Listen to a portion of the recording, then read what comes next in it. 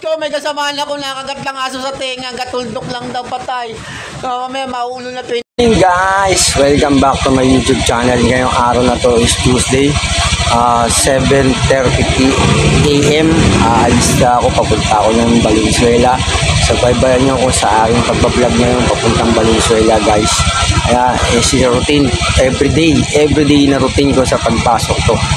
Ayan, this Tuesday, another vlog, another shoutout sa lahat ng mga subscriber ko dyan, shoutout sa mga tropa ko dyan, and shoutout din sa mga kasamahan ko, sa mga mag-iingat kayo, maulan na araw ngayon.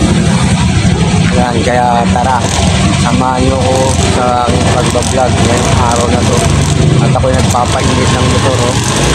Ayan, papainitan ng motor, tapos alis na tayo. Kaya samahan nyo ako sa aking pagbablog. At dyan, shoutout sa inyong lahat ng mga kaibigan ko dyan, mga kumpare ko dyan, mga tropa ko dyan.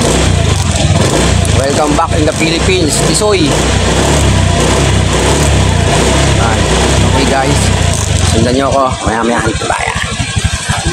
Dito na ako ngayon sa Valenzuela, sa aking opisina, aming location, the caution. Yan guys, subaybayan nyo na lang kami at dito kami ngayon sa tambayan na aking mga caution boys and caution girls.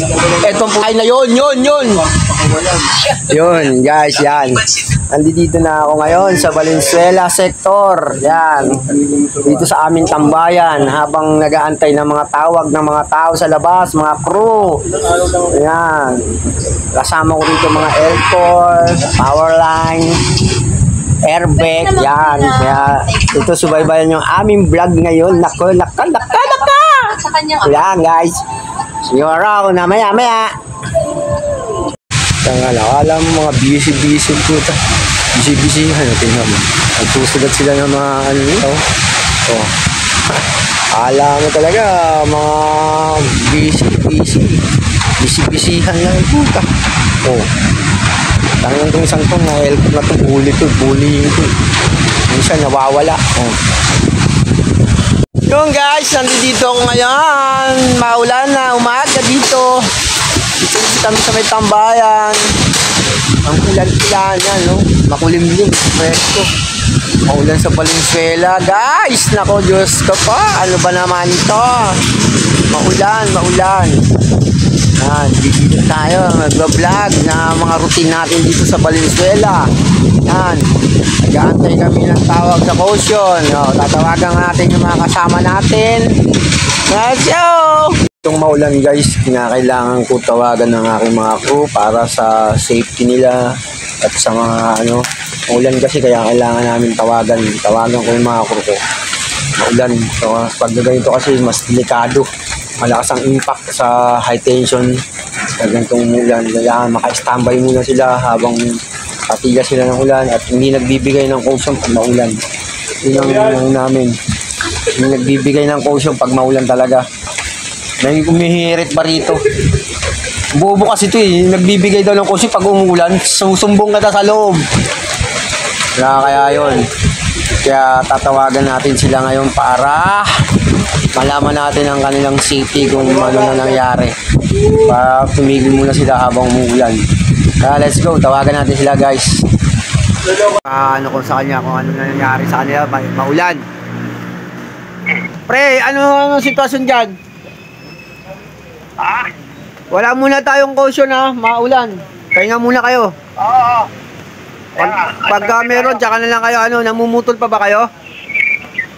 Wala, standby. Okay, sige. Pagkata, mag-reconnect lang naman ng mga lupa.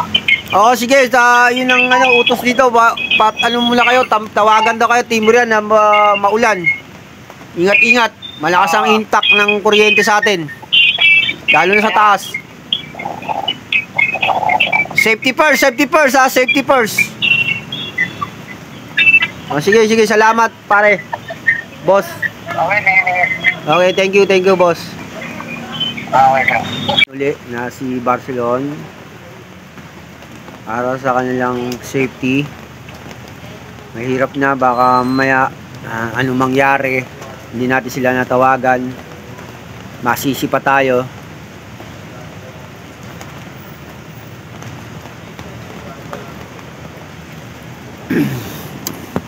Paparinig natin siya.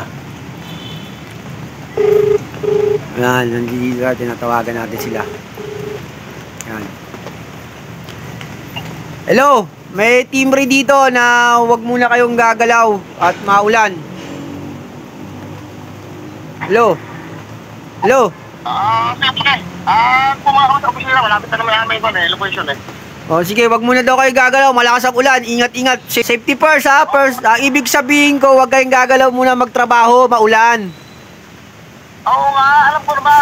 Ito, malapit naman kami sa may opisina. Magkutulungan, magkantay muna ng magkantabay sa opisina para atin walang bus. Okay, sige, salamat. Okay, ba kasi kailangan safety muna kasi malakas ang impact ng kuryente ngayon. Maulan. Okay, sige. O sige, thank you. Maraming salamat. O sige, Okay. pahinga muna kayo. Sige, salamat. Okay. Tinawagan natin sila para sa kanilang mga safety first. Safety first tayo sa ating mga kasama sa labas at umuulan. Ganyan talaga pag nasa caution ka, kailangan timbrihan mo mga kasama mo para mag-ingat-ingat sila.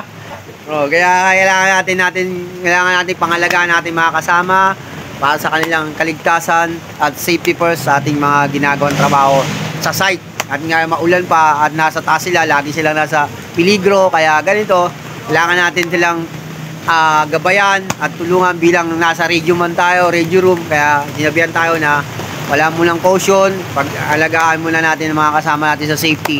Kaya guys, standby muna tayo sa ating pagre-report sa kanila at pagpa-follow up. Okay, thank you. Mamaya babalikan ko kayo. May kasamaan ako nakagat lang aso sa tenga, gatuldok lang daw patay.